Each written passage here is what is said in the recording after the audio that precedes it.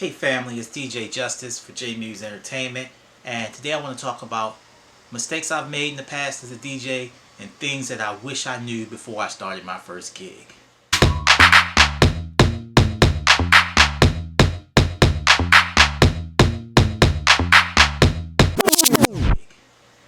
The first thing I want to talk about is whether you're a new DJ or if you're a seasoned DJ, is practice, practice, practice. And what I mean by that is you need to be prepared for your gig.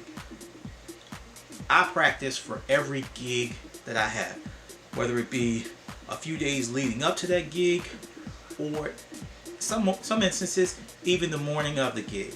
And the reason why, even if after I've been DJing all this time, that I continue to practice for every gig is, one, I want to continuously hone my skills as a DJ, but number two, and more importantly, is that when you create those mixes, certain song selections, certain songs that mix with this, and you begin to pick that up by ear, it's almost like muscle memory. When you get in the gig, if you're like me and you don't have a set playlist, I'm more of a freelance mixer, that practice gives my mind muscle memory. When I play this one song by Rihanna, oh, I know that this song by Beyonce or this song by Usher matches really well with that song. So it saves me time, so I'm not going through my digital crates looking for a song with similar BPMs or a song that's in the same key or a song that matches the theme of the song that just went off. I already know from that muscle memory from practicing all week, from practicing days leading up to the gig, I probably already have 5 songs that I know right off the top of my head that'll mix well. And the other thing is, it might really go well if someone comes and asks you for a request.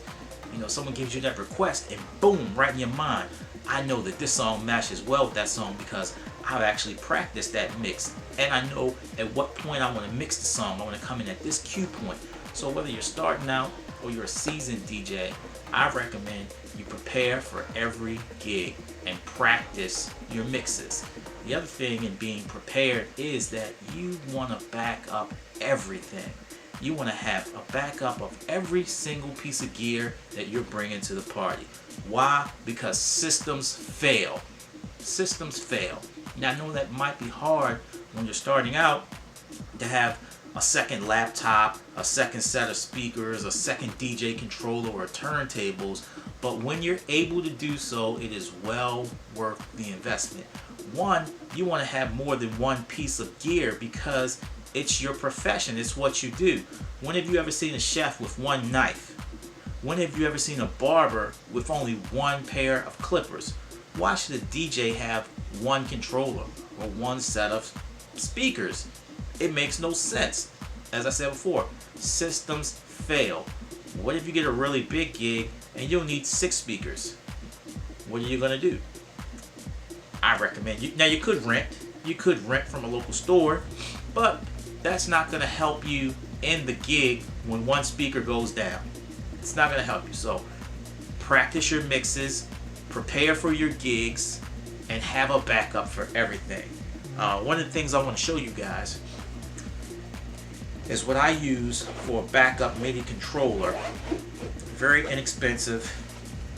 Now this one happens to be, which one is this? This happens to be the Hercules DJ controller, the DJ Starlight. You guys can see that. Now this is a small MIDI controller, fits in my backpack, and I always have this on hand as a backup controller, and I also use it for ceremonies.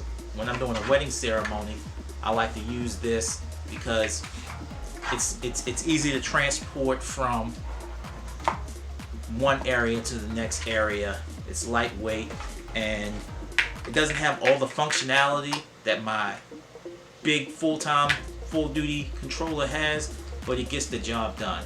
And as I've always said in my videos, sound matters the most. It doesn't matter if you've got a cheap controller.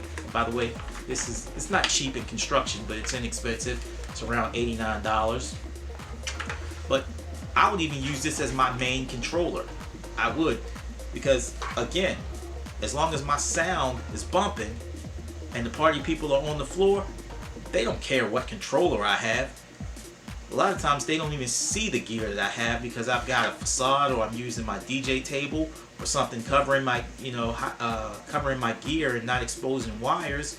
So it doesn't even matter. The only thing that the only people that the gear you have matters to is other DJs. And hey, frankly, they're not the ones that's paying you.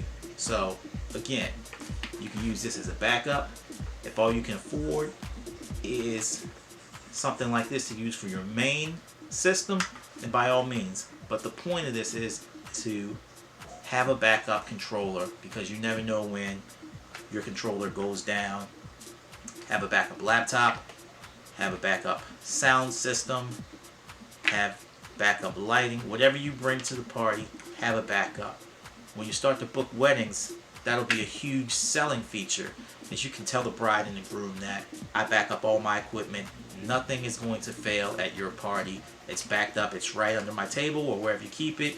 And if music should go down, we'll be back up in a matter of seconds. So have a backup. The other thing that I wish someone told me was to plan for every part of the event. And I'll go further into that. So my first event, my first paying event as a DJ, was a wedding. And I thought I did my due diligence. I practiced. This wedding I probably got booked for this gig a few months prior to. And I'd done some house parties, and I'd practiced in my bedroom for a few months. And in my mind, I knew I was ready. I practiced all my mix. I knew the song genre that this crowd wanted.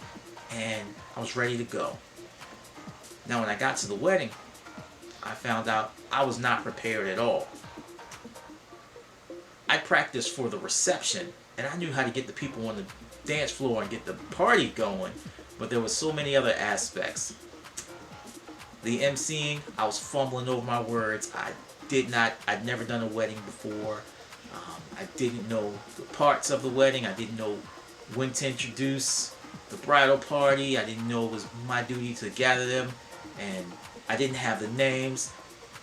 As much as I tried to get that information from the bride beforehand, I didn't have music prepared, nor did the bride and groom give me that music for the first dance, the garter belt throw.